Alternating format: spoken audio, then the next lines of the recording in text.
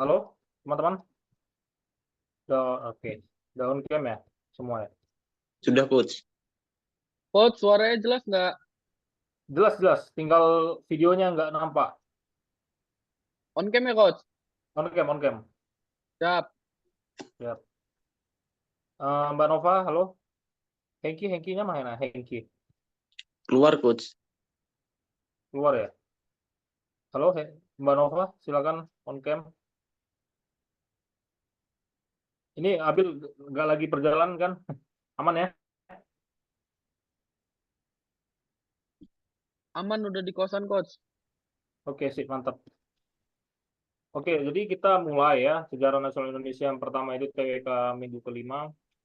Ya, jadi ini sebenarnya silabusnya sudah ada. Mungkin Bang Wiko ini sudah dapat materi nggak silabus TWK? Belum, Coach. Sekarang baru Belum ya? masuk ini, Coach. Belum masuk ya. Nanti saya bagikan silabus, itu sebenarnya gambaran besar materi kita. Ya, jadi kita Baik, sekarang, Coach. ya oke. Sekarang kita masuk di minggu kelima. Nanti kalau Wiko-nya ada kekurangan materi, bisa diakses di YouTube. Ya, di YouTube kita ada. Ataupun kalaupun nanti mau bertanya, yang mana-mana aja materi kita kemarin, bisa japri, nggak apa-apa kita share aja. Ya, bercepat Baik, gitu Coach. kan. Kalau nanti waktunya mepet. Nah, itu. Jadi antara materi yang satu dengan materi yang lain ini berkesinambungan. Jadi ya. Ya, yang kemarin kami baru bahas HAM, hak asasi manusia. Ya, kami bahas 75 soal dulu, baru setelah itu masuk materi. Gitu. Nah, sekarang ini kita masuk ke materi sejarah nasional Indonesia. Jadi, materi kita itu disusun sedemikian rupa, diringkas, gitu kan. Walaupun ringkas poin per poin, teman-teman sekali lagi aku ingatkan itu harus bikin catatan sendiri. Untuk Wiko juga kan karena ini baru bergabung, jadi Wiko juga bisa bikin catatan sendiri dari materi-materi kita ini bisa kembangkan juga gitu ya. Nah, walaupun kalian Baik, sudah Coach. les di luar gitu kan, didalami lagi di sini itu nggak masalah, pengayaan gitu kan. Nah, jadi kalau misalnya kita bicara sejarah nasional Indonesia lah ya, nah itu kita harus pelajari dulu mengenai latar belakang munculnya pergerakan nasional ya. Itu latar belakang pergerakan munculnya pergerakan nasional. Nah, jadi di materi kita kali ini, kenapa muncul pergerakan nasional? Karena kegagalan para pendahulu bangsa. Ya, pendahulu bangsa ini maksudnya bukan bangsa Indonesia ya, tapi dulu dikenal dengan Nusantara dalam melakukan perlawanan terhadap kolonialis Barat, membuat para pejuang mencari strategi baru dalam mencapai kemerdekaan. Strategi baru yang dilakukan dengan mendirikan organisasi modern. Jadi, berkaca dari pengalaman-pengalaman sebelumnya, perlawanan-perlawanan bersenjata, perlawanan-perlawanan fisik itu tidak berhasil dilakukan terhadap Belanda, ya karena memang kalah dalam segi persenjataan, kalah dalam segi pasukan, jumlah pasukan, pengalaman tempur dan segala macam taktik juga. Jadi setelah kita melihat situasi tersebut, kita mulai paham bahwasanya pergerakan bersenjata itu harus dibarengi juga dengan pergerakan non bersenjata, ya, dengan pembentukan organisasi. Artinya di sini kita sudah mengenal pergerakan politik, ya. Jadi intinya di sini adalah pergerakan politik. Nah, sebenarnya ini masih kurang gitu kan. Faktor latar belakang munculnya itu juga karena adanya pendidikan. Golongan bumi putra yang menempuh yang belajar di luar negeri gitu istilahnya. Oke, nah itu kita jelaskan lagi nanti di poin B. Yang B, faktor-faktor yang mendorong timbulnya pergerakan nasional. Nah, jadi kita nanti bahasnya dua. Yang pertama itu dari faktor internal dari dalam, kemudian nanti faktor eksternal. Faktor internalnya apa gitu ya? Faktor internalnya itu yang pertama adalah penderitaan. Nah, ini sudah jelas. Penderitaan karena penjajahan, dijajah dia pasti menderita gitu kan. Nah, kemudian kenangan kejayaan masa lalu. Harus kita akui memang kita pada zaman Raja-Raja itu beberapa rakyatnya itu memang makmur lah sampai kayak Samudra Pasai dan lain-lain gitu kan. Kemudian lahirnya golongan terpelajar. Nah, ini yang aku maksud tadi. Lahirnya golongan terpelajar ini bisa dilihat dari politik etis Belanda. Ya, pada saat itu mereka memperbolehkan masyarakat-masyarakat Bumi Putra untuk belajar di negeri Belanda, menempuh pendidikan di negeri Belanda, atau orang-orang Belanda itu membentuk sekolah-sekolah, ya, sekolah-sekolah dokter, sekolah-sekolah untuk kaum pribumi gitu kan di Indonesia, di Hindia Belanda. Nah, dikarenakan mereka sudah tahu perlu pelajar, maka muncullah keinginan untuk berorganisasi, untuk membentuk pergerakan politik. Nah, teman-teman harus pahami juga bahwasanya sejarah pergerakan nasional atau sejarah nasional Indonesia, kaum-kaum terpelajar itu sangat dipengaruhi oleh ajaran Eropa. Kenapa? Karena pada saat itu ya, mereka itu mengikuti pelajaran-pelajaran yang ada, pergerakan-pergerakan yang ada di Eropa. Ya, contohnya itu kayak pembebasan dari gerakan nasionalisme Turki. Nah, itu sangat diikuti oleh mahasiswa-mahasiswa Bumi Putra pada saat itu. Ya, contohnya kayak Sutomo, gitu kan, Bung Tomo, kemudian Insinyur Soekarno, Dr. Andes Muhammad Hatta. Ya, itu pergerakan-pergerakan mereka itu terinspirasi dari golongan nasionalisme yang ada di Turki, yang digerakkan oleh Mustafa Kemal Atatürk. Ya, kalau kawan-kawan pernah ingat atau pernah baca, Mustafa Kemal Atatürk itu adalah bapak bangsa Turki, ya, pendiri bangsa Turki modern. Ya, sebelum sebelum Turki kan sebelumnya dikenal dengan kesultanan gitu kan. Tapi dengan adanya pergerakan nasionalisme itu, mereka berdiri menjadi sebuah republik dan menjadi negara besar hingga saat ini. Nah, itu yang pertama. Yang kemudian yang kedua itu, mereka itu sangat dipengaruhi oleh paham-paham liberal. Di awal-awal kita itu dipengaruhi oleh paham liberal yang ada di Eropa. Yang pertama, yang kedua paham komunis. Ya, pada saat itu komunis di Belanda juga sangat pesat perkembangannya. Itu yang mempengaruhi kita kenapa kita nggak bisa melakukan pergerakan politik di Indonesia. Gitu. Maksudnya di Hindia Belanda istilahnya pada saat penjajahan negara Belanda gitu kan. Itu makanya poin C ini sebenarnya sangat signifikan pengaruhnya terhadap pergerakan nasional kita. Kemudian faktor eksternal. Faktor eksternal, ya ini tadi yang aku bilang berkaitan antara faktor internal dengan faktor eksternal. Timbulnya paham-paham baru seperti nasionalisme, demokrasi, liberalisme, dan sosialisme. Ya, nasionalisme itu yang tadi tuh, nasionalisme bangsa Turki. Ya. Kemudian demokrasi di negara Belanda itu sedang berkembang pesat. Ya, jadi negara-negara Eropa itu sedang dilanda dengan namanya paham demokrasi, berkembang pesat dia. Memang benar pada abad ke-17 setelah adanya pemberontakan di Prancis, revolusi Prancis, demokrasi mulai berkembang. Tetapi pada abad ke-18 dan abad ke-19 demokrasi itu semakin menguat. Ya, paham demokrasi di Eropa itu semakin menguat. Itu. Kemudian ada liberalisme. Liberalisme ini lebih ke arah paham ekonominya.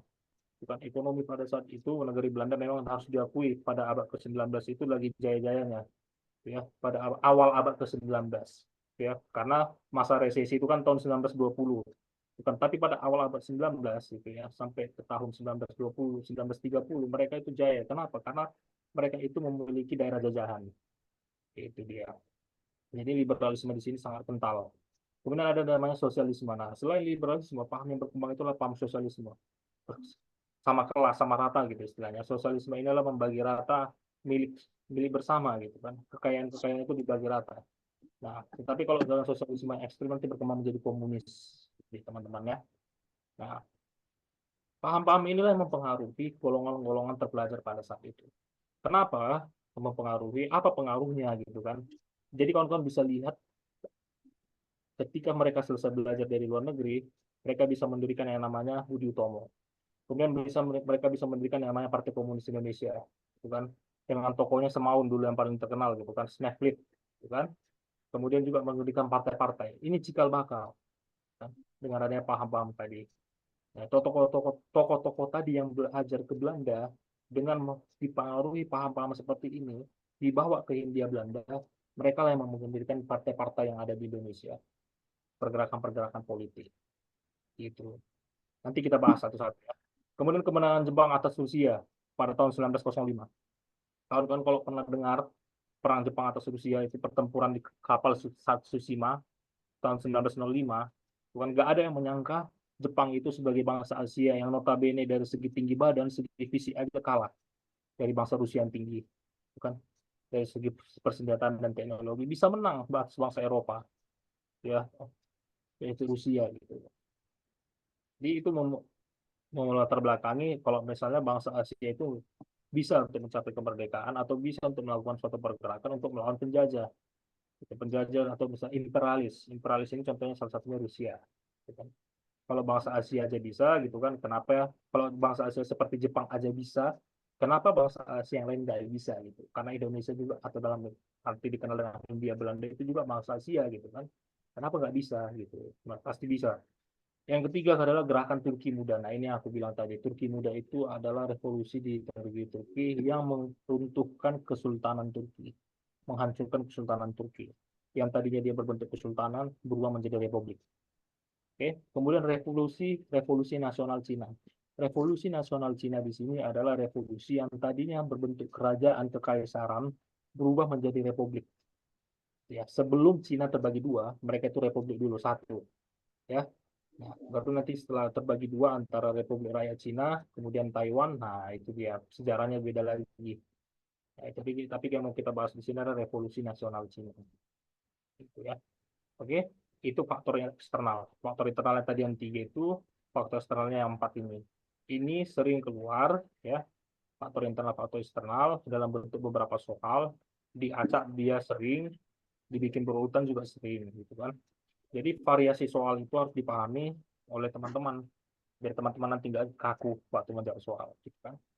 Oke, C, Organisasi Pergerakan Nasional di Indonesia. Apa hasil dari golongan terpelajar tadi? Apa hasil dari pergerakan-pergerakan kaum terpelajar yang belajar di negara Belanda tadi? Ya, hasilnya adalah munculnya organisasi pergerakan. Yang pertama itu adalah Budi Utomo. Siapa tokoh pelopornya? Tokoh pelopornya adalah Wahidin Sudirohusodo. Ya, itu Nah, lahir pada tanggal 20 Mei 1908. Budi Utomo. Ketuanya adalah Dr. Sutomo. Pada awalnya, Budi Utomo ini nggak bergerak di bidang politik pada awalnya ya. Ya, dia itu concern di bidang perdagangan sebenarnya, di bidang sosial dagang gitu kan. Dia konsep pada awalnya itu Budi Utomo nggak bergerak dalam hal politik, ya. Tapi setelah dia mengikuti perkembangan zaman, kemudian melihat pergolakan-pergolakan yang ada di Hindia Belanda, barulah dia mulai fokus pada pergerakan-pergerakan politik. Jadi ya. Kemudian yang kedua Sarekat Islam. Nah ini juga Sarekat Islam ini tokoh pendirinya adalah Haji Saman Hudi. Lahir di Surakarta pada tahun 1911. Nah, organisasi ini semula bernama Sarekat Dagang Islam (SDI). Untuk memperluas usahanya, maka SDI diubah menjadi SI, Serikat Islam. Pada tahun 1921, SI pecah menjadi dua, yakni SI Merah pimpinan Semaun dan SI Putih pimpinan HOS Cokro Aminoto. Ya, nah ini yang aku bilang tadi, orang-orang yang belajar ke negeri Belanda itu dipengaruhi oleh paham-paham yang berbeda. Paham sosialisme atau komunis itu melahirkan seorang tokoh yang bernama Semaun. Ya. Semaun inilah yang menjadi pimpinan SI Merah. Kenapa dibilang merah? Karena dia komunis. Gitu ya. Kemudian SI Putih ini bersifat nasionalis, ya, nasionalis Islam. Ya, pimpinan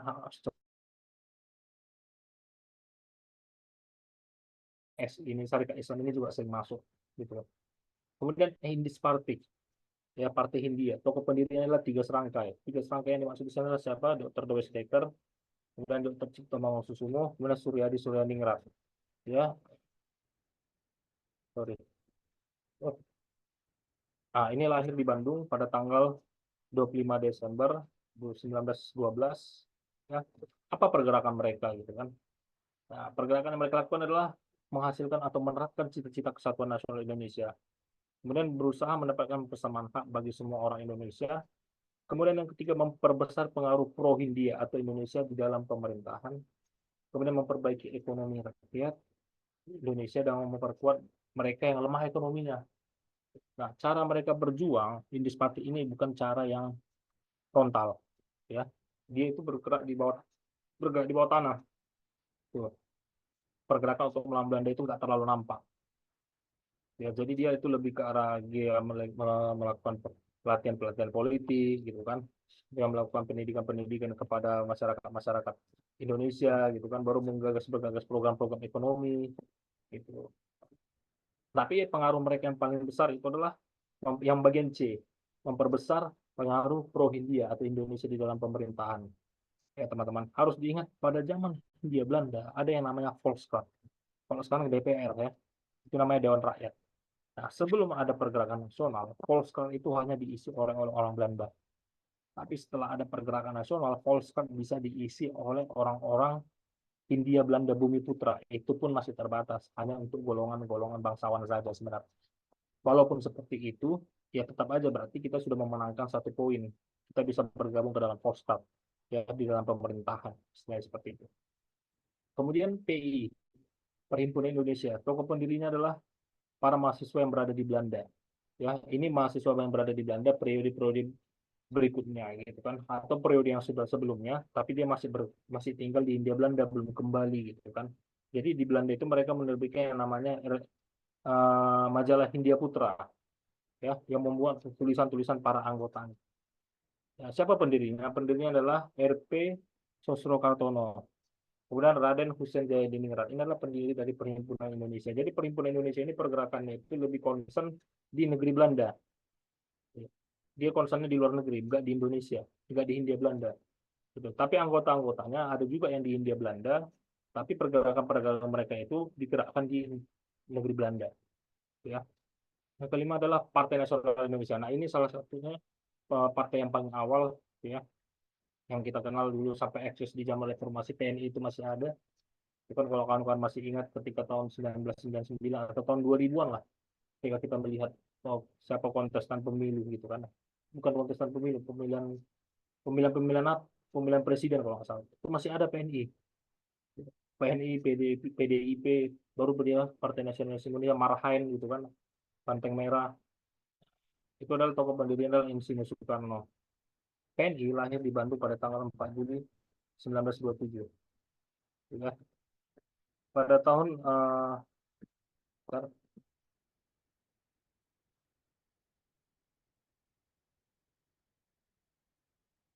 sorry, ini kok macet, bentar teman-teman, macet ya.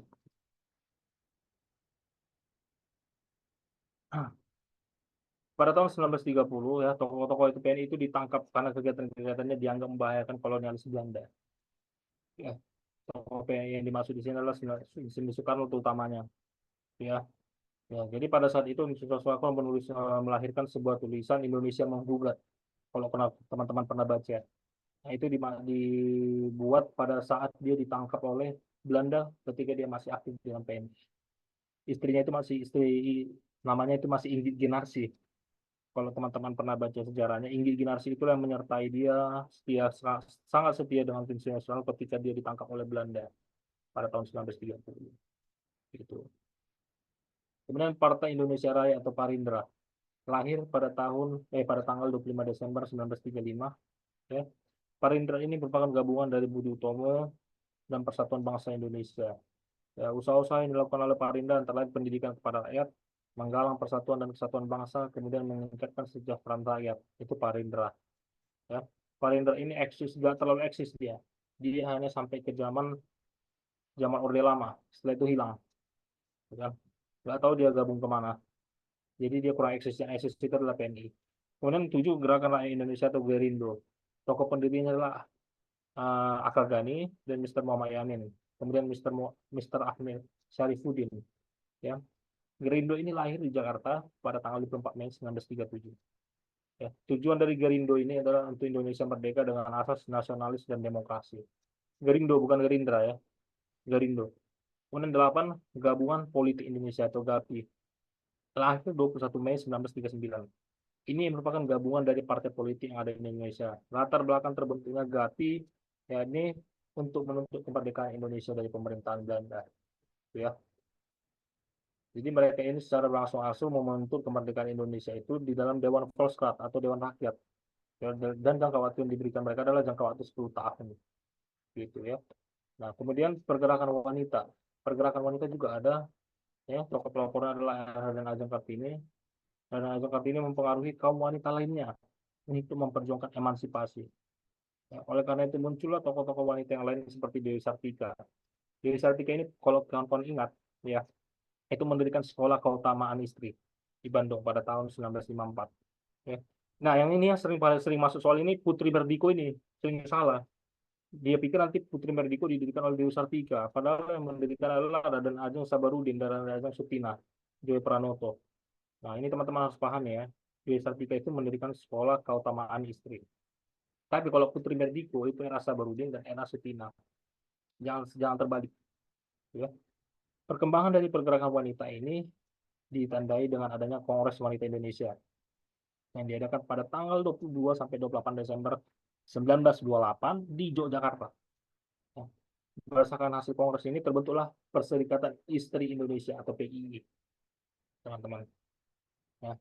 Jadi walaupun ini poin-poin ini agak terlihat sederhana gitu kan, tapi ini sering masuk gitu. Apalagi yang keutamaan istri, Dewi Sartika, tokoh-tokohnya, era Sabarudin, era Sutina, gitu kan. Itu lumayan sering masuk. Baru organisasi apa yang didirikan, ya. Kemudian setelah masuk ke dalam zaman pergerakan, ya, kemudian zaman perlawanan terhadap Hindia Belanda, bukan kita memasuki fase di mana pendudukan militer Jepang di Indonesia, perkembangan kita ya. Ya, jadi yang pertama tadi kan kalau kita melihat sejarah nasional Indonesia ini, yang pertama itu harus kita bagi ya. Yang tahap pertama itu adalah zaman kerajaan, perlawanan pada saat zaman kerajaan. Ya. Kemudian perlawanan pada saat adanya pergerakan, munculnya pergerakan politik, itu yang kedua. Nah, ini terhadap Hindia Belanda ya. Pergerakan ini tidak hanya perlawanan bersenjata, tapi juga perlawanan tidak bersenjata ya. Ini pergerakan politik. Ya. Yang ketiga itu adalah fase pendudukan militer Jepang di Indonesia. Itu yang ketiga. Baru nanti yang keempat, sejarah nasional di Indonesia harus dipahami adalah fase pergolakan internal. Ya, fase pergolakan internal ini ketika Belanda ingin kembali lagi ke Indonesia, ya, ingin menduduki lagi Indonesia yang sudah merdeka dengan adanya proklamasi tanggal 17 Agustus 1945. Mungkin teman-teman bisa catat apa yang kuomongkan ini ya. Ini bagian-bagian besar dari sejarah nasional Indonesia. Aku ulangi, yang pertama adalah zaman kerajaan. Zaman kerajaan itu adalah perlawanannya yang dilakukan itu ciri khas adalah perlawanan bersenjata ya, terhadap penjajah.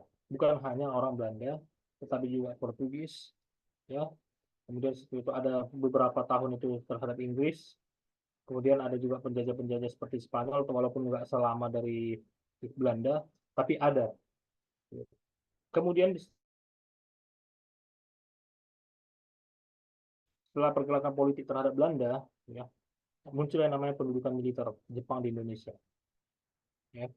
Kemudian pendudukan militer Jepang ini yang keempat itu pergolakan internal melawan Belanda, ya. Melawan Belanda yang ingin kembali menduduki Indonesia yang merdeka. Yang kelima itulah pemberontakan dalam negeri. Pemberontakan dalam negeri ini maksudnya adalah ketika negara Indonesia sudah merdeka 100%, tetapi masih ada pihak-pihak tertentu yang berasal dari rakyat Indonesia sendiri yang tidak puas dengan sistem pemerintahan yang ada. Ya, jadi adanya pemberontakan, baik itu pemberontakan dari DITII, pemberontakan dari perwira, pemberontakan dari masyarakat-masyarakat yang ada di timur yang ingin mendirikan negara-negara tertentu. Nah, itu ada. Yang keenam munculnya Orde Lama. Ya, Orde Lama, Orde Soekarno. Kemudian yang ketujuh munculnya Orde Baru. Ya. Kemudian setelah munculnya Orde Baru yang kedelapan reformasi. Yang kesembilan Indonesia mulai dari zaman reformasi sampai saat ini. Nah, itu 9 bagian besar dari sejarah nasional Indonesia. Kalau kawan-kawan bisa membagi ini, nanti mempelajarinya, aku yakin kawan-kawan 90% dapat materinya. Mudah-mudahan ya, kawan-kawan bisa. Oke, kita masuk lagi kembali ke pendudukan militer Jepang di Indonesia. Awal masuknya Jepang di Indonesia. Kawan-kawan harus ingat awal masuknya Jepang di Indonesia itu karena yang pertama itu Jepang bisa menghancurkan Pearl Harbor yang di Hawaii, Amerika Serikat. Kalau kawan-kawan pernah nonton film perang itu ya Pearl Harbor gitu kan, atau Guadalcanal. Nah, itu pasti kawan-kawan sering lihat itu gimana Jepang itu memporak-porandakan pangkalan laut Amerika di Hawaii. Ya, itu pada tanggal 7 Desember 1941, teman-teman. Kemudian terserahnya Jepang dalam Perang Dunia Kedua. Ya, dikarenakan Jepang itu terserah dalam Perang Dunia Kedua, dia dalam blok Aksis, Jepang, Jerman, dan Italia itu dalam blok yang berlawanan dengan blok Sekutu, sehingga Jepang itu memerlukan yang namanya sumber daya. Sumber daya bulan itu dalam minyak maupun sumber daya manusia, kan? Jadi dia memerlukan sumber daya yang mana dari negerinya sendiri nggak bisa untuk memenuhi, karena Jepang itu kecil, kepulauan. Jadi dia butuh negara lain. Jadi dia harus melakukan ekspansi. Nah, ekspansi yang dilakukan di sini adalah bukan ekspansi seperti imperialisme bangsa Belanda, tapi lebih ke pendudukan militer. Kenapa pendudukan militer? Karena dia hanya ingin mengambil sumber daya yang strategis, dan juga dia hanya ingin memanfaatkan sumber daya manusia yang ada di negeri jajahan untuk kepentingan militernya. Ya, jadi bedakan dia yang namanya pendudukan dengan penjajahan. Dan pendudukan ini sifatnya lebih singkat dari penjajahan atau imperialisme. Ya, nah itu yang faktor yang B. C, bangsa-bangsa Asia sangat percaya dengan semboyan, ya istilahnya tipu muslihat lah ya, dengan semboyan Jepang 3A. Jepang pemimpin Asia, Jepang cahaya Asia, Jepang pelindung Asia. Itu semuanya sebenarnya tipu muslihat. Tapi nggak apa-apa, itu adalah cara propaganda mereka gitu kan. Tujuan masuknya Jepang di Indonesia, ya, Nah, ini harus kita revisi dikit ya. Tujuan masuknya Jepang itu bukan untuk menanamkan kekuasaan dan menjajah, bukan. Tapi untuk mencari sumber daya alam untuk kebutuhan perang dan juga untuk mencari sumber daya manusia untuk kebutuhan tentaranya dalam Perang Dunia Kedua. Itu yang paling penting. Nah, oleh karena itu, karena tujuannya seperti itu terlihat nanti dari kebijakan-kebijakannya. Nah, lihat ini di poin bawahnya, yang nomor 3. Kebijakan di bidang ekonomi. Nah, contoh ya, perluasan areal persawahan untuk meningkatkan produksi beras. Ya, cocok kan dia dari tujuannya. Ya, itu untuk sumber daya itu dimanfaatkan untuk kebutuhan perang dia. Kemudian melakukan pengendalian, pengawasan pertanian dan perkebunan. Gitu dia. Oke, sampai sini ya. Tunggu sebelum aku lanjut. Dari teman-teman ada yang mau bertanya nggak? Sampai poin ini. Bill, Viko sama Aman, Nova, coach. aman. Aman. Jangan sampai ada yang lewat gitu ya. Siap, Ya, siap. jangan sampai kawan-kawan bisa catat sambil nyimak gitu kan. Ya. Kemudian bidang Aman, pemerintah. Coach. Oke. Pemerintahan di Jepang itu sifatnya adalah pemerintahan militer. Ya, pemerintahan militer itu sangat kental pada zaman Jepang. Sektor pemerintahan itu dibagi menjadi 3 bagian. Ya, Gunseikan yang menguasai, yang pertama itu adalah angkatan darat, gitu kan. Aku nggak tahu apa istilahnya. Kemudian angkatan laut, kemudian angkatan udara. Gitu kan. Angkatan udara itu diarahkan ke timur Indonesia, sama angkatan laut itu dominannya. Angkatan laut itu di bagian tengah, angkatan darat di bagian barat. Yes, itu pembagian pemerintahan Jepang di Indonesia. Ya, kenapa di bagian barat itu dibanyakan angkatan darat? Karena di bagian barat itu paling banyak minyaknya. Contohnya kayak di Sumatera, ya, di Sumatera, kemudian di bagian Aceh pesisir, itu pangkalan minyak semua itu. Ya. Jadi dia menempatkan angkatan daratnya biar mereka itu bisa langsung mengurus sumber minyak, menguasai sumber minyak. Kemudian kebijakan di bidang militer. Nah, ini aku bilang tadi sumber daya manusia untuk Perang Dunia Kedua. Ya, nah, bangsa Indonesia hampir selalu dilibatkan dalam berbagai organisasi, baik militer maupun semi militer, dengan tujuan bangsa Indonesia mau membantu Jepang dalam usaha untuk memenangkan perang melawan sekutu. Gitu dia.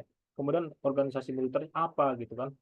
Yang pertama adalah Senendan, Barisan Pemuda, Keibodan, Barisan Pembantu Polisi, Fujinhai, Barisan Wanita, Heiho, Pembantu Prajurit Jepang, Shishintai, Barisan Pelopor Jawa Hohokai, Perhimpunan Kebangkitan Rakyat Jawa, kemudian PETA, Bela Tanah Air. Ya.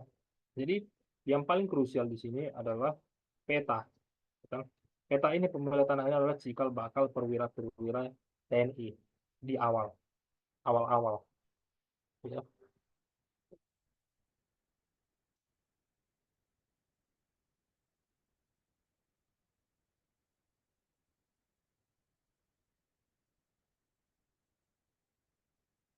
Para teman-teman ya.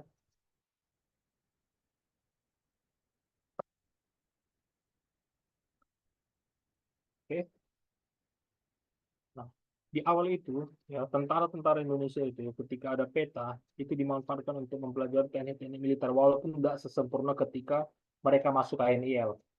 Jadi kalau pada zaman Belanda ada yang namanya KNIL, pada zaman Jepang ada yang namanya peta. Kalau KNIL itu yang dipelajari adalah teknik taktik militer, benar-benar militer.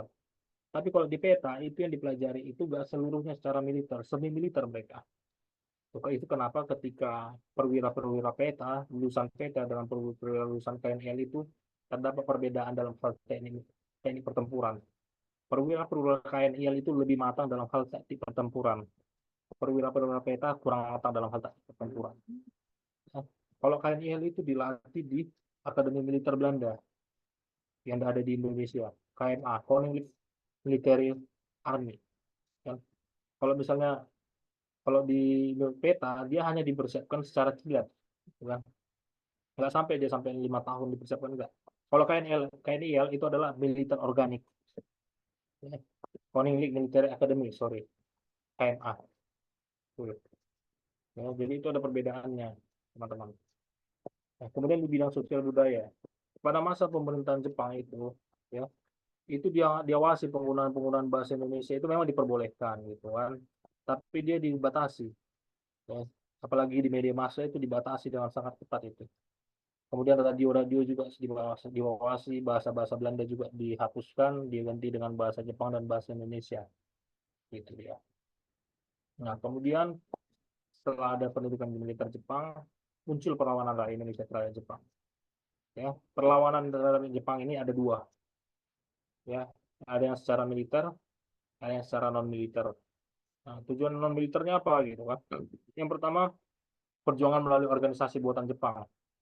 Organisasi dia yang dia bentuk digunakan untuk melawan dia sendiri. Contohnya adalah memanfaatkan gerakan Pusat Tenaga Rakyat Putra, lahir pada tanggal 1 Maret 1943. Pimpinannya adalah 4 serangkai. Ini harus dihafal ya. Insinyur Soekarno, Muhammad Hatta, Ki Hajar Dewantara, Kiai Haji Mas Mansur. Nah, tujuan Putra ini apa? Agar kaum nasionalis dan intelektual menyumbangkan tenaga dan pikirannya untuk kepentingan Jepang. Namun, oleh pemimpin Indonesia, Putra justru dimanfaatkan untuk membela rakyat dari kejaman Jepang. Ya. Yang kedua, memanfaatkan barisan pelopor atau Swisintai. Siapa ketuanya? Insinyur Soekarno. Ya. Kemudian anggota-anggotanya siapa? Kepala sekretariatnya siapa gitu kan? Sudiro.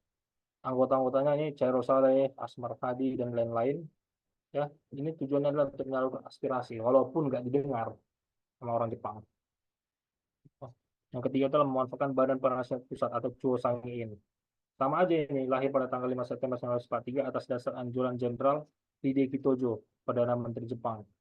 Ya, ketuanya itu adalah Insinyur Soekarno. Anggotanya itu ada 23 orang Jepang dan 20 orang Indonesia. Tugas badan ini adalah memberi nasihat atau pertimbangan kepada Seiko Shikaran, penguasa tertinggi militer Jepang di Indonesia dalam hal pemerintahan di Indonesia. Ya. Para pemimpin Indonesia memanfaatkan Choi Sang-in untuk menggembleng kedisiplinan. Choi Sang-in ini nggak terlalu berpengaruh. Ya. Kemudian perjuangan melalui organisasi Islam, Majelis Islam ala Indonesia atau MIAI. Ya, lahir tanggal 21 September. Ini yang berperan besar. Yang nomor 4. Lahir pada tanggal 21 September 1937. Tokoh pelopornya adalah Kiai Haji Mas Mansur, Kiai Haji Wahab Hasbullah, Bondo Amiseno. Ya. MIAI ini kenapa diperbolehkan? Ya. Karena pada saat itu Jepang ini ingin menarik simpati, menarik popularisme lah istilahnya. Ya, jadi dia memperbolehkan yang namanya organisasi Islam tadi ya, untuk menarik kaum ulama untuk bisa sepaham lah sama mereka. Tapi ternyata tidak, bukan malah jadikan sebagai simbol perlawanan.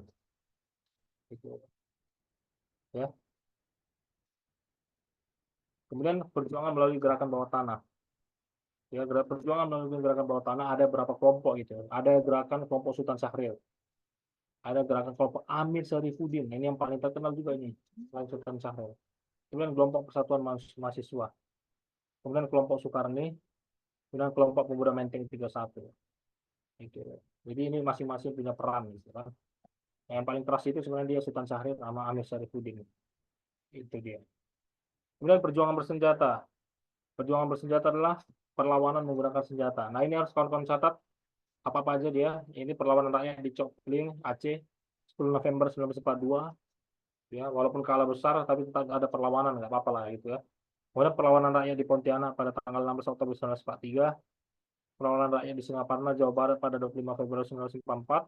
Kemudian perlawanan rakyat di Cimpedet, Indramayu, 30 Juli 1944. Kemudian perlawanan rakyat di Renjaya pada tahun 1944. Kemudian ada yang namanya perlawanan bersenjata yang dilakukan oleh PETA. Ya. Apa aja perlawanannya gitu kan? Kalau kawan-kawan ingat, Sudanco Supriyadi, itu tokoh yang paling terkenal dari perlawanan PETA. Ya, itu perlawanan PETA di Blitar. Ini tanggalnya juga harus pas gitu ya, tanggal 29 Februari 1945. Kemudian perlawanan PETA di Meurudu, Aceh pada November 1944. Kemudian perlawanan PETA di Gumilir, Cilacap pada April 1945. Itu dia. Ya, ini perjuangan melalui gerakan politik dan juga perjuangan melalui gerakan bersenjata. Gitu. Kemudian setelah adanya perlawanan-perlawanan dari pihak Indonesia, dari pihak-pihak diplomat, bukan diplomat, sorry, politikus Indonesia, Jepang itu mulai melunak. Itu yang pertama. Yang kedua, Jepang mulai melunak karena mulai kalah perang. Jadi didirikanlah yang namanya BPUPK. Sampai di sini teman-teman ada yang mau ditanya terkait materi? Lanjut, Coach. Ah, ada Wiko, ada Wiko?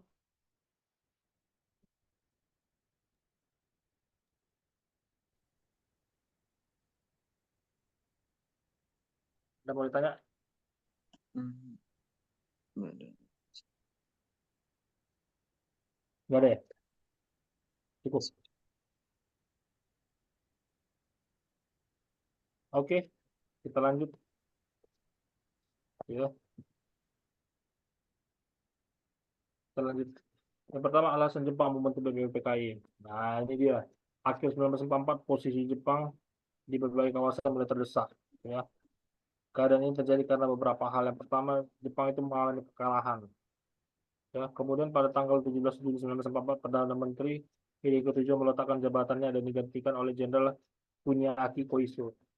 Ya, kenapa dia meletakkan jabatannya? Karena dia udah yakin kalah gitu kan setelah dibomnya Hiroshima dan Nagasaki. Gitu kan.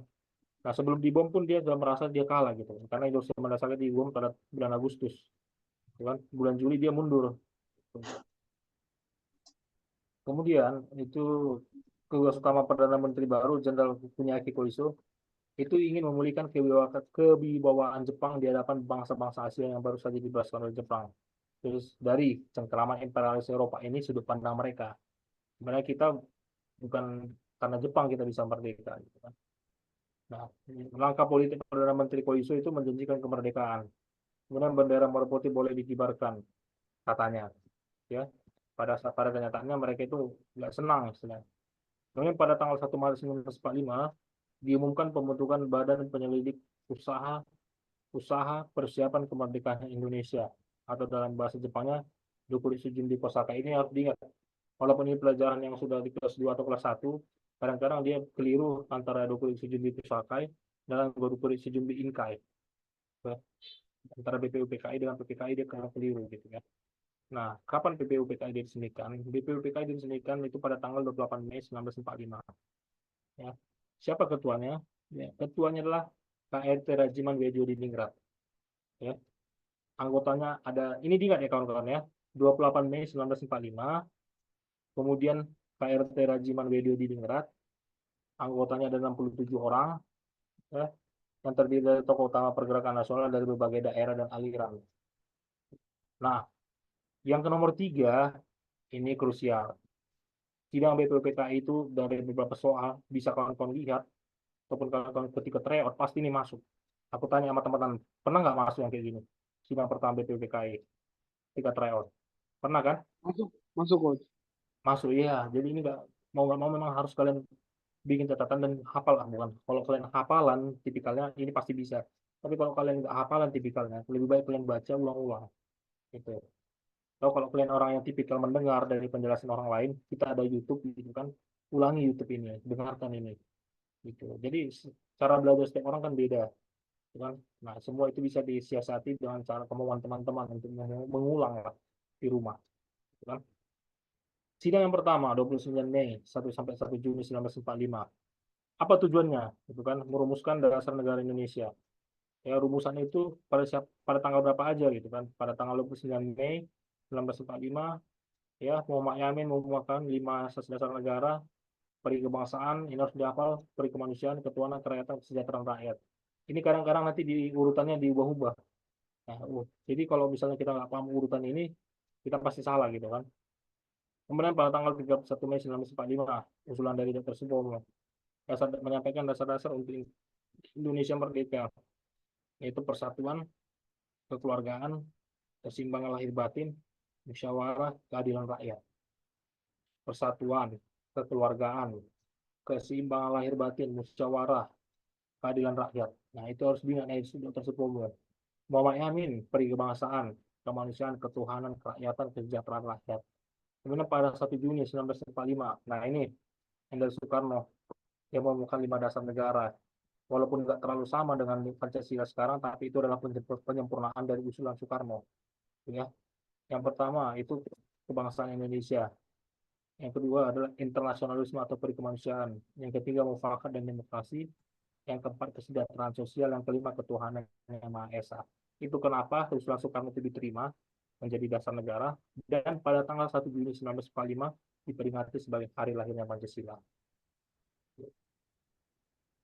Ya. Kemudian BPUPKI membentuk panitia panitia kecil yang dikenal panitia 9 yang terdiri dari Tio Soekarno ketuanya, kemudian anggotanya Dr. Andes Muhammad Hatta, Muhammad Yamin, Ahmad Subarjo, Ahmad Ramis, Abdul Kahar Muzakir, Wahid Asim, Haji Agus Saleh, Adi Kusno, Cokro Suryo. Nah, aku mau kasih sedikit clue sama teman-teman atau sedikit teknik gitu kan. Kawan-kawan bisa membuat ringkasan-ringkasan materi ini dengan nama-nama unik, singkatan-singkatan unik gitu kan. Nah, singkatan-singkatan unik itu akan mempermudah teman-teman mengingat nama-nama ini. Itu ya. Kreasikanlah catatan-catatan teman-teman biar kalian itu gampang. Karena kita nggak bisa mengandalkan hafalan. Pasti ini harus diingat secara cepat. Oh iya, kalau aku ingat nama misalnya Amiruddin, AMIRUDIN ini singkatan dari ini. Nah, itu. Nah, kalian kan latihlah untuk bikin catatan-catatan fast learning kayak gitu. Ya, biar kita bisa langsung, oh ya, kalau misalnya panitia 9, aku singkat namanya kayak gini, aku udah paham kalau ini, nah itu. Aku hanya kasih teknik-tekniknya aja. Ya. Kemudian pada tanggal 22 Juni 1945, ya, Insinyur Soekarno melaporkan hasil kerja panitia 9. Ya, jadi panitia 9 itu memuat rancangan asas dan tujuan Indonesia Merdeka. Ya, dokumen laporan tersebut dikenal dengan nama Piagam Jakarta. Jadi kalau ditanya siapa yang merumuskan Piagam Jakarta, itu adalah Panitia 9. Ya, rumusannya apa? Ketuhanan dan kewajiban menjalankan syariat Islam. Ini yang diubah, selebihnya sama. Itu kan dengan Pancasila yang sekarang. Gitu. Kemudian sidang BPUPKI yang kedua, 10 sampai 17 Juli 1945. Nah, apa yang dibahas di sini? Yang pertama, rancangan hukum dasar negara Indonesia Merdeka. Rancangan hukum dasar teman-teman di sini ya. Nah, ini menjadi nanti pengakuan kalau kita mau diakui secara negara merdeka kan harus ada pengakuan secara de jure.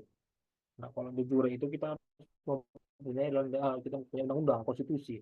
Jadi ini yang mau dibahas gitu kan.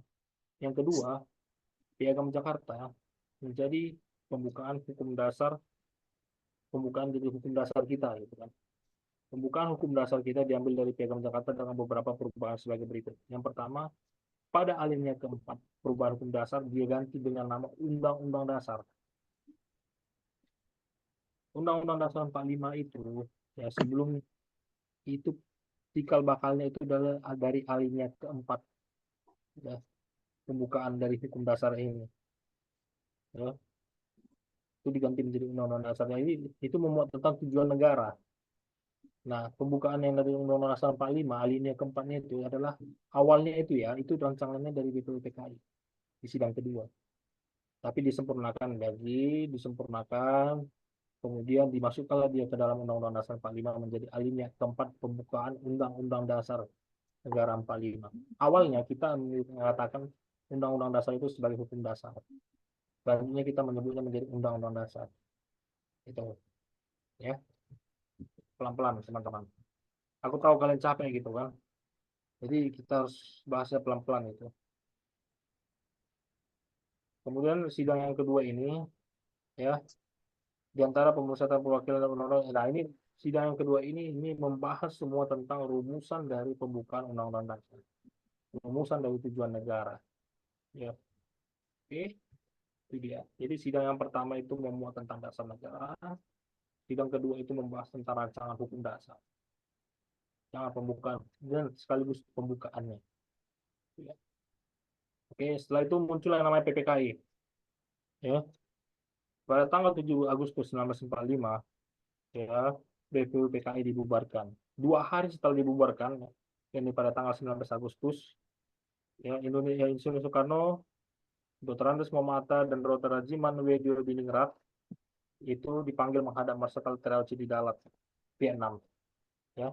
Hasil pertemuan tersebut, pemerintah Jepang memutuskan untuk memberikan kemerdekaan Indonesia, kemudian untuk melaksanakan kemerdekaan dibentuk PPKI. Jadi, ketika 7 Agustus tadi kan sudah dibubarkan tuh BPUPKI. 2 hari setelahnya pada tanggal 9 Agustus dibentuklah PPKI. Itu dia. Ketuanya siapa? Insinyur Soekarno. Wakilnya Dr. Andes Muhammad Hatta. Penasihatnya siapa? Ahmad Subarjo.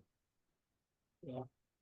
Nah, jadi PPKI ini juga harus dipahami kawan-kawan bahwa PPKI ini adalah landasan ketika kita ingin melaksanakan kemerdekaan atau mencapai kemerdekaan kita. Ya. Nah, kalau perbedaan golongan tua dengan golongan muda itu kawan-kawan pasti sudah paham kenapa bisa berbeda. Kalau golongan tua itu lebih ke arah diplomasi. Golongan muda dia pengen gerakan bersenjata itu aja intinya. Ya, jadi teman-teman bisa pahami nanti. Oke, sidang PPKI. Sidang PPKI yang pertama, 18 Agustus 1945. Pimpinan sidang itu adalah Soekarno dan Hatta. Anggotanya ada 27 orang. Ya. Apa hasilnya? Nah, ini harus diingat ya. PPKI yang pertama itu yang pertama mengesahkan dan menetapkan Undang-Undang Dasar Republik Indonesia. Jadi, hasil sidang BPUPKI yang membahas tentang rancangan itu disahkan dan ditetapkan pada saat sidang PPKI yang pertama pada tanggal 18 Agustus 45. Ya. Kemudian sidang PPKI yang pertama ini memilih dan menetapkan Insinyur Soekarno sebagai presiden dan Dr. Andes Muhammad Hatta sebagai wakil presiden. Ya, kemudian yang ketiga, karena nggak ada menteri, dibentuklah yang namanya Komite Nasional Indonesia atau dikenal KNIP, Komite Nasional Indonesia Pusat. Itu akan membantu tugas presiden. Itu setingkat menteri lah istilahnya. Ya. Kemudian sidang PPKI yang kedua itu 19 Agustus 1945. Hasil sidangnya apa?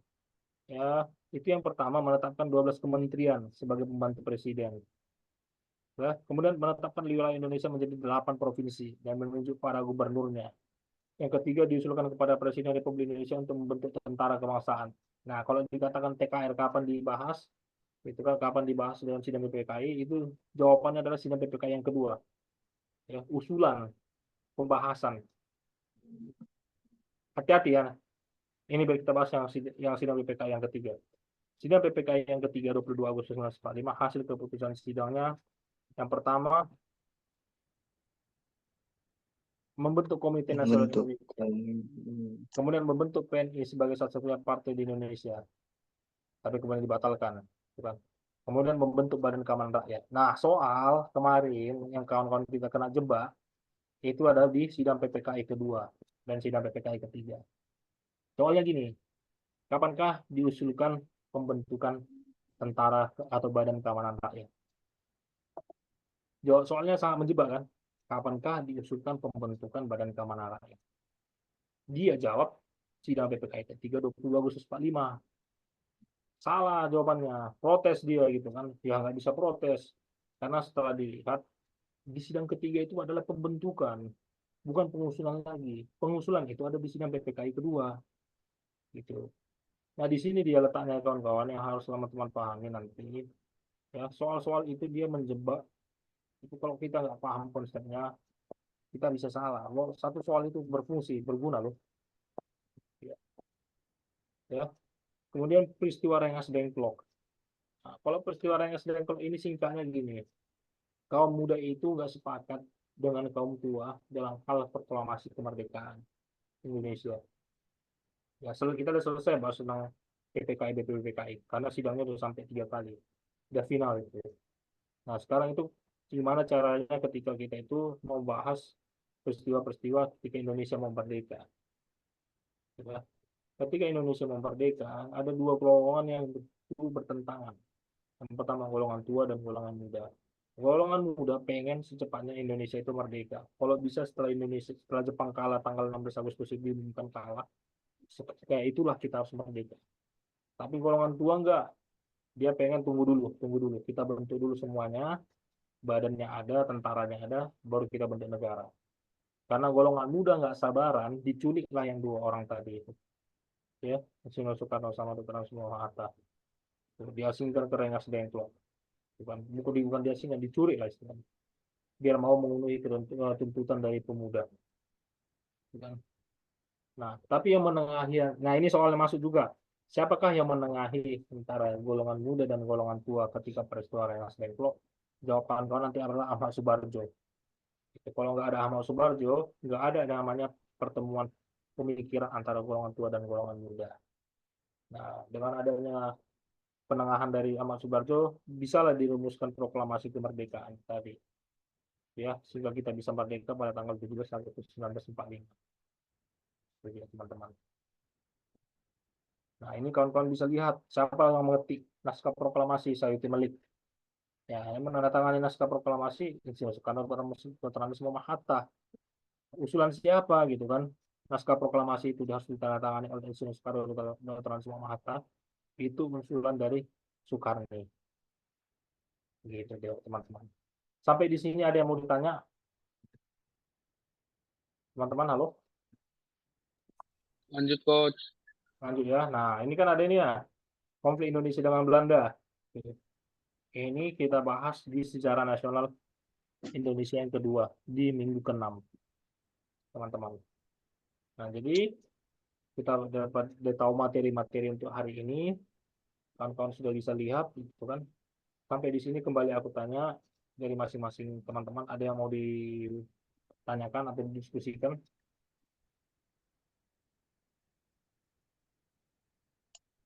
Gak ada ya? Tidak coach. Oke. Kalau nggak ada, ya kita masuk ke pembahasan soal kita yang sisa yang kemarin. Ya, jadi Mas Bang Wiko, halo, Iya coach. kami kemarin ada bahas satu soal, kami sudah bahas sampai 70 atau 75 kalau nggak salah. Kami tinggal bahas beberapa soal, 30 soal lagi. Nggak apa-apa, ini aku bagikan juga nanti satu soalnya ke Wiko ya. Baik coach. Ya, sama kunci jawabannya lah. Gitu. Tapi sekarang kita bahas dulu sesi terakhir dari soal kemarin. Gitu. Jadi gini dia bentuk soalnya. Biar aku siap juga kunci jawabannya. Ini soal TWK 100. Ini dia. Jadi kemarin teman-temanmu sudah bahas sampai berapa soal, puluhan, 70-an itu. Kemarin sampai sampai muak mereka bahas soal itu, mau muntah, gitu kan. Tapi nggak apa-apa, karena namanya latihan gitu kan. Ini harus dilatih gitu otaknya, biar bisa, walaupun lelah gitu ya, tapi mau nggak mau. Kenapa gitu kan? Karena ini mimpi kalian gitu kan. Jadi harus belajar. Nah ini kita masuk nomor 1. Pada kemana ini nggak on cam? Iya, ayo, kamu konten lah. Hengki, konten. Mbak Nova. Oh iya, aku nggak perhatikan tadi Hengki sama Nova. Konten atau enggak. Ya, tapi nggak apa-apa. Yang penting materinya. Ayo, on cam yuk Hengki yuk. Halo, halo, Hengki. halo. Iya, Hengki. On cam Ki. Oke, mantap gitulah. Ya kan? Jadi aku share ya jawabannya ya. Yang nomor 1, kalau kalian lihat demokrasi sebagai sistem pemerintahan yang melindungi diri dari pemerintahan yang dilakukan oleh perwakilan rakyat, itu definisi yang diberikan oleh Haris Soch. Ya, jawabannya E, teman-teman. Biar kawan-kawan cek lagi. Nomor 2, pemerintahan dari rakyat oleh rakyat dan adalah ungkapan terkenal yang disampaikan oleh B. Abraham Lincoln. Dari rakyat, oleh rakyat, bagi rakyat. Ini Presiden Amerika Serikat yang mengumumkan ini, Abraham Lincoln gitu. Kemudian setiap kali Indonesia menyelenggarakan pesta demokrasi, ya, selalu terjadi gejolak politik. Gejolak politik yang tidak menentu dapat menjadi gangguan bagi bangsa Indonesia. Salah satu dampak negatif dari adanya gejolak politik tersebut adalah, itu jawabannya E. Ini kawan-kawan tulis ya, jawabannya ya. Baik Ya, coach. soal, ya. Menghambat pesta demokrasi. Sorry. Ini ada halangnya. Sorry. Bentar ini liar kali maksudnya. Ya. Setiap kali Indonesia menyelenggarakan pesta demokrasi atau pemilihan umum selalu terjadi gejolak politik. Gejolak politik yang tidak menentu dapat menjadi gangguan bangsa Indonesia. Salah satu dampak negatif dari adanya gejolak politik tersebut adalah A. Mengurangi tingkat kemiskinan. B. Menekan laju pertumbuhan penduduk. C. Menghambat masuknya budaya dan wisatawan asing. D. Menghambat investor menanam modalnya di Indonesia. E. Menghambat para demokrasi melakukan aksi demokrasi. Jawabannya adalah D. Menghambat investor menanamkan modalnya di Indonesia. Oke. Kalau terjadi gejolak politik ya jelas gitu kan. Kemudian rakyat memiliki kebebasan untuk menyalurkan aspirasinya. Seluruh aspirasi dimuat dengan segera dalam satu pertemuan. Pernyataan tersebut menunjukkan ciri demokrasi rakyat, demokrasi kerakyatan. Ya.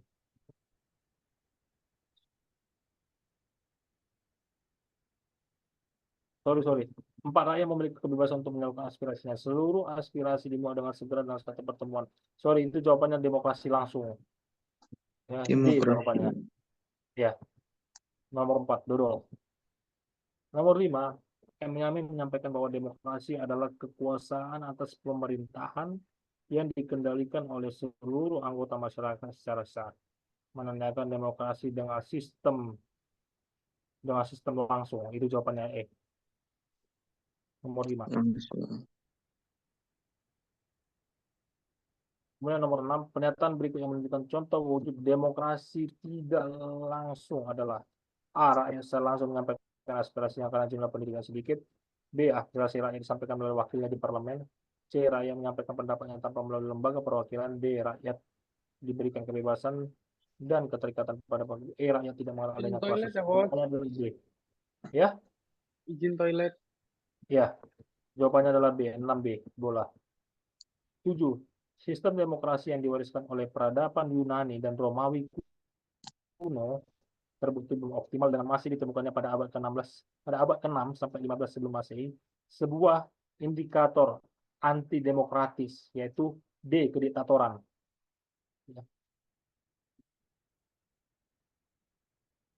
8. Meskipun tidak mudah lagi, Sutarmin tampak bersemangat hadir menyalurkan hak politiknya. Sutarmin datang ke TPS 08 bersama 2 anggota keluarganya. Hanya saja keinginannya untuk mencoblos sempat tertahan. Pasalnya, dia tidak membawa surat panggilan. Akan tetapi pihak keluarga bersekuku ingin mewujudkan keinginan Sutarmin mencoblos. Sutarmin tercatat dalam DPT dan mempunyai KTP elektronik. Setelah beberapa menit menunggu, ya, keinginan Sutarmin mencoblos akhirnya terpenuhi juga. Kemudian Sutarmin boleh mencoblos karena terdaftar dalam DPT dan memiliki KTP elektronik. Sebelumnya ada yang telepon, bentar teman-teman ya. Bentar.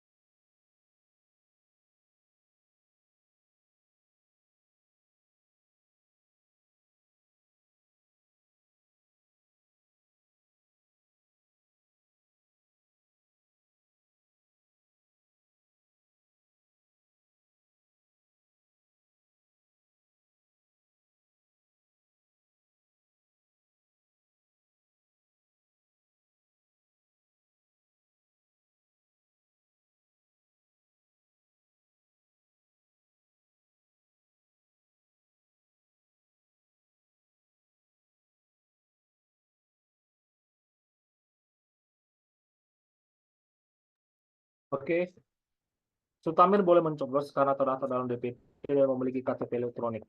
Ya, Sutarmin mengaku semangat mencoblos dengan harapan pemimpin yang terpilih dapat lebih meningkatkan kemakmuran masyarakat.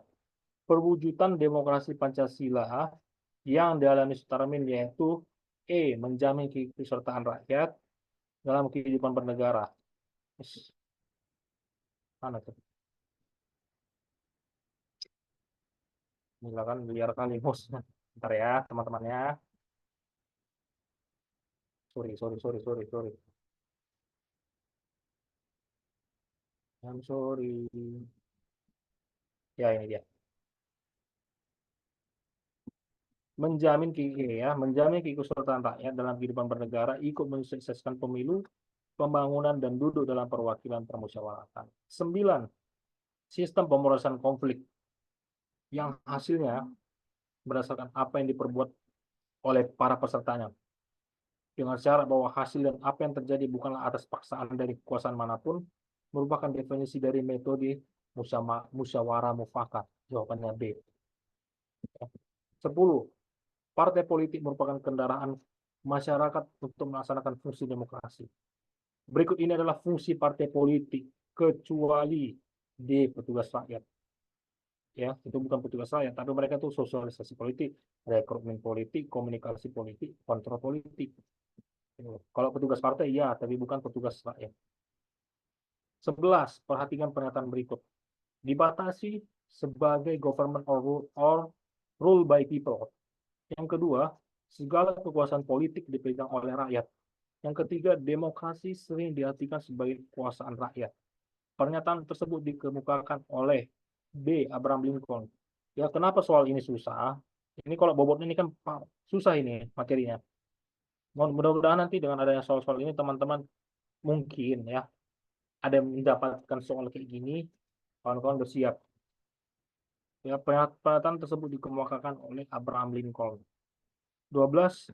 Sebagai negara yang demokratis, Indonesia telah melakukan pemilihan umum sejak masa-masa awal kemerdekaan, yaitu pada tahun 1955. Itu adalah pemilihan umum yang pertama pada saat zaman pemerintahan parlementer. Ya. 13. Transparansi di dalam melaksanakan pemerintahan adalah ruh dari sistem pemerintahan demokratis. Implementasinya seperti apa? Ya. Implementasinya adalah memberikan hak masyarakat untuk tahu apa gitu. Seharusnya dilanjutkan untuk tahu mengenai pelaksanaan sistem pemerintahan. Ini ya, jawabannya adalah E. 14. Perhatikan sikap berikut. Menghalangi teman untuk ibadah. Menghalangi adanya perbedaan agama. Menghargai adanya perbedaan agama. Mengajarkan ajaran agamanya kepada semua orang. Menjalin silaturahmi antar umat beragama.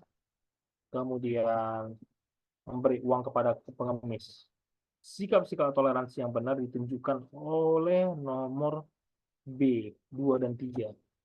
Ya, sikap toleransi yang benar itu yang menghargai lah, ya, dan menghargai adanya perbedaan agama dalam lingkungan masyarakat benar. Kemudian menjalin silaturahmi antar umat beragama itu adalah 2 dan 4 jawabannya. Itu poinnya adalah C, ya, 2 dan 4. 15, ya. Dasar konstitusional mengenai demokrasi yang paling awal dalam redaksi teks proklamasi berada di dalam kalimat A. Dengan ini menyatakan kemerdekaan. Hal-hal yang mengenai pemindahan kekuasaan itu adalah B. Adalah konstitusional mengenai demokrasi. Hal-hal yang mengenai pemindahan kekuasaan. Kekuasaan itu maksudnya adalah kekuasaan yang harusnya dari tangan penjajah ke dalam masyarakat yang merdeka. Ya, itu adalah demokrasi yang paling awal. Ya, jadi antara pemerintah yang dijajah dengan pemerintah yang menjajah itu harus ada peralihan kekuasaan dan biarkan mereka untuk memerintah sesuai dengan keinginannya, sesuai dengan sistem pemerintahan yang dikehendaki. Ya, dasar konstitusional itu hal-hal yang mengenai pemindahan kekuasaan. Nomor 15. Ya. Kemudian nomor 16, Trias Politika merupakan rumusan tentang teori kekuasaan yang sangat penting. Diperkenalkan oleh A. John Locke, B. Charles Montesquieu, C. Immanuel Kant, D. Martin Heidegger, E. René Descartes. Itu adalah dikemukakan oleh A. John Locke. Ya.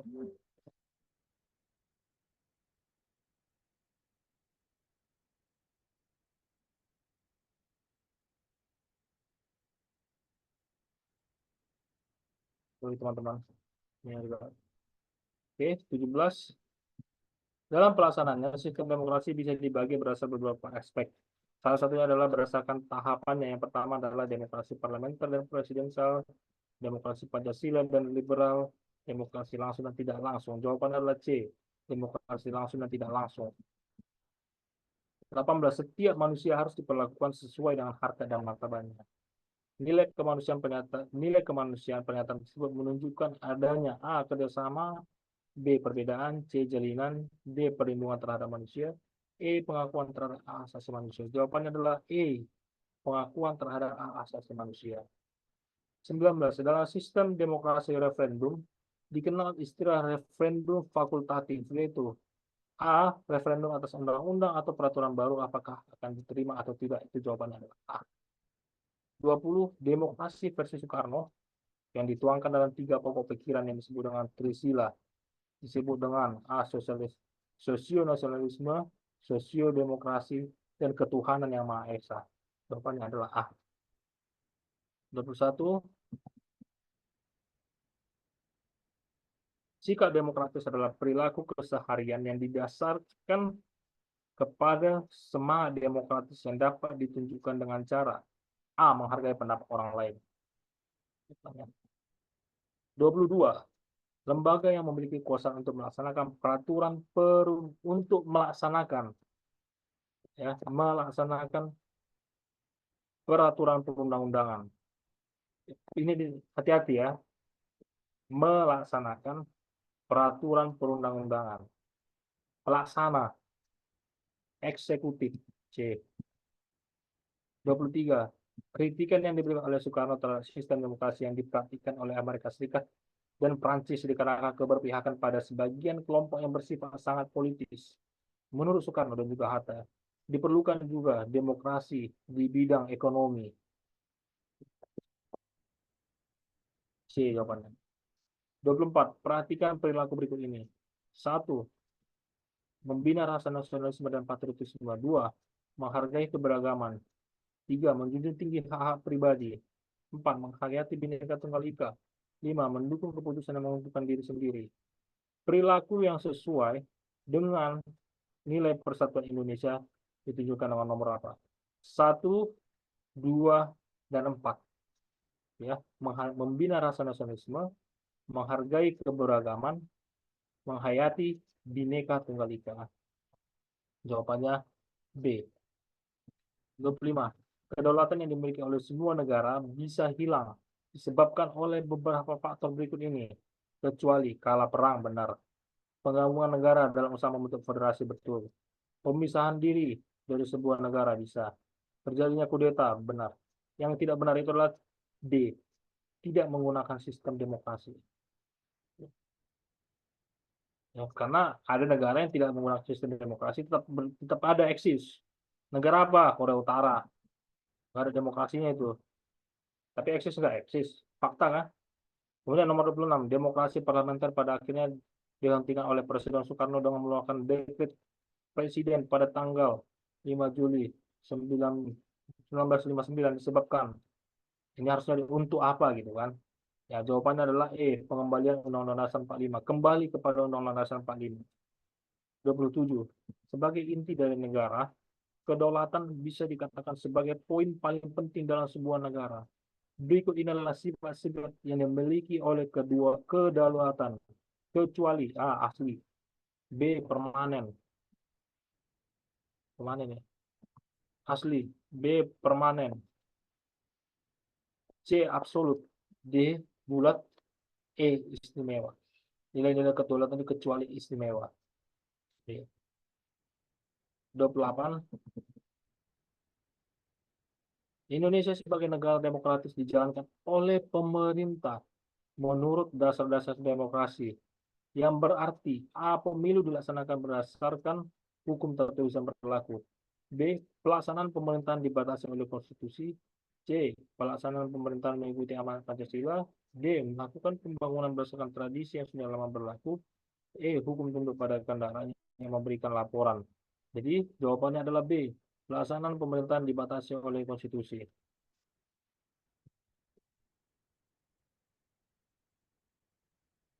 29. Sebagai sebuah sistem politik di Indonesia, demokrasi Pancasila memiliki landasan formal sebagai berikut ini, kecuali A, tak MPR benar, Pancasila benar, barang tubuh Undang-Undang Dasar 45 benar, pembukaan Undang-Undang Dasar 45 benar, kecuali E, P4. Ya. Dan yang ditanya di sini kan landasan P4 itu apa, Coach? penataran Pancasila, pendidikan, Oh, pelatihan dan penataran tentang Pancasila. Ini zaman zaman mama-mama kita ini, zaman bapak kita atau opung kita yang pergi sekolah dulu, itu wajib diberikan materi P4 itu biasanya. P4 ini dia bukan landasan formil, tapi dia pelaksanaan untuk penguatan paham-paham Pancasila, penekanan nilai-nilai Pancasila gitu. P4. 30. Kebebasan menjadi satu hal yang penting dalam kehidupan demokrasi. Akan tetapi harus diperhatikan secara bertanggung jawab yang bermakna. Seseorang tidak boleh merasa kebebasannya lebih tinggi dari yang lain. B. Terjaminnya kebebasan bagi setiap warga negara. C. Hak setiap orang dibatasi oleh hak orang lainnya. D. Semua orang harus melaksanakan kegiatan sesuai dengan kebebasannya. E. Hak tidak boleh begitu saja diminta atau diusulkan. Jawabannya adalah C. B. C. Hak setiap C. orang dibatasi oleh hak orang lainnya. Kenapa? Ya, karena ketika kita punya hak, kita nggak bisa juga, orang lain juga punya hak. Karena sama-sama punya hak, jadi harus menghargai. Kita memiliki kewajiban untuk menghargai orang lain. Jadi, jawabannya adalah C. Contohnya gini, hak kita untuk menyampaikan kritik. Tapi hak orang lain juga untuk dikritik dengan cara yang sesuai dengan undang-undang. Gitu. Atau hak kita untuk ya istilahnya hak kita lah untuk, ya namanya misalnya hak kita untuk misalnya membela diri lah, membela diri dari, ya misalnya ada orang yang mau mencuri, bukan hak kita dong untuk membela diri. Ya, tapi hak orang lain juga ketika dia merasa terganggu dengan tindakan kita, hak mereka juga untuk melaporkan kita gitu kan. Nah, contohnya membela diri itu misalnya ya, ini aku sharing dikit mengenai hukum guys ya. Hak orang untuk membela diri dalam keadaan terpaksa. Nah, itu dilihat lagi atau diukur lagi dia. Apakah kita dalam keadaan terpaksa ini benar-benar sudah dalam kondisi darurat atau tidak. Kalau memang dalam kondisi darurat kita bisa gunakan senjata. Tuh, kita bisa menggunakan tindakan-tindakan misalnya orang itu mau mukul Coach, kita, HP Nova itu mati, Coach. apa? Nova itu mati HP-nya, Coach. Novel. Oh, so, Coach. Ya udah nanti kita Nova, lihat ya. Nova, Coach. Iya, nanti kita lihat. Nah, itu hak itu tidak boleh begitu saja diminta atau diusulkan. Jadi jawabannya adalah C ya. Hak setiap orang dibatasi oleh hak orang lainnya. Oke. Oke. Sampai di sini ada yang mau ditanya? Dek. Nah, ini udah masuk lagi dia.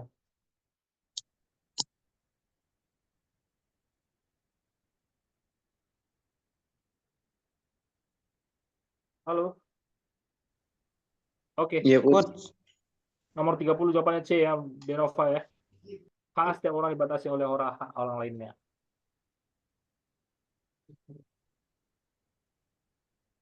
Memang benar, setiap orang memiliki dijamin kebebasannya, gitu, kebebasan berpendapat, kebebasan segala macam. Tapi kebebasan itu dibatasi oleh undang-undang atau konstitusi. Karena apa? Karena setiap orang punya hak. Oke, sampai di sini ada yang mau ditanyakan terkait dengan soal dan segala macam. Halo?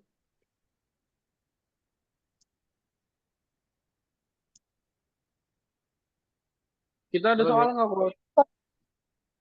Halo, yang mana? Kita ada soal nggak? Nggak cukup, kita cukupkan dulu yang di sini. Oh, masuk materi dulu ya? Ya, materi dulu sampai selesai dulu sejarah nasional. Minggu depan aku kasih soal. Baik, Coach. Kurang lebih dia ada sekitar 30 soal lah. Ya, Jadi, Coach. tapi ya mungkin tingkat kesulitannya juga berbeda, bervariasi. Kalau yang ini tingkat kesulitannya aku rasa lumayan gitu kan. Jadi kawan-kawan juga harus biasakan. Sampai di sini ada yang mau ditanya? Lanjut, Coach. Lanjut, udah selesai. Udah, materi udah kita selesaikan, pembahasan soal juga udah. Jadi ada yang mau ditanya nggak?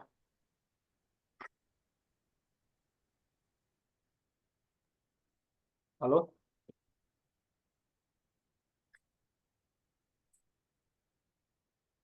Jadi kalau misalnya nggak ada yang mau ditanya, minggu depan kita mulai jam 8, kita masuk sejarah nasional yang kedua. Ya, kita masuk dalam konteks perlawanan bangsa Indonesia terhadap Belanda ya setelah kemerdekaan. Baru kita masuk nanti ke pergerakan internal, kemudian masuk ke Orde Lama, masuk ke Orde Baru, reformasi, selesai mengenai sejarah nasional. Baru nanti aku kasih soal sama teman-teman untuk dijawab. Jadi nanti di minggu ke-7 kita bahas soal-soal yang di minggu ke-6. Nah, pembukaan. Kemudian kita nanti masuk materi. Ya. Kemudian kasih soal lagi, minggu ke-8 pembukaan, materi. Nah, gitu-gitu nanti sampai habis materinya semua, TWK-nya.